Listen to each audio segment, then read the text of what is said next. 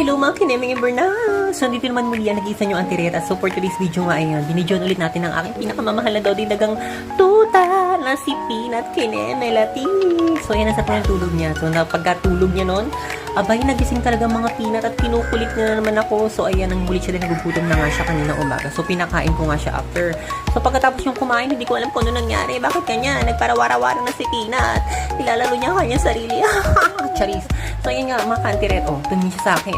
Pero bakit ganun yung tenga ni Peanut, no? Nakataas yung isa nakababa. Ano, hindi ko talaga maintindihan. Anong eksena mo dyan, Peanut Latik? Lumaban ka kay Neme. Ano ba talaga? Ano bang naririnig mo? May naririnig ka ba na hindi ko naririnig? Peanut, tapatin mo ako. Nagigigil ako sa'yo.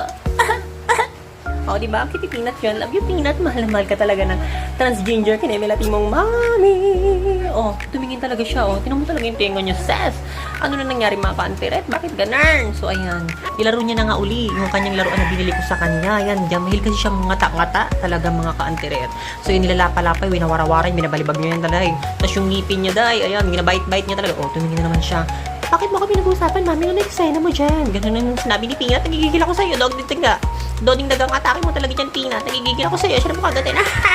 So, yun, tumingin na naman siya sa akin. Ipin niya talaga kung gano'n maganda. Diba, Peanut? Ako yung amo mo. Ang malandi at karat mong amo. Eme. So, yun nga, humiga nga siya sa pinakamamahal niyang higaan. Diyan siya natutulog minsan. So, ayan,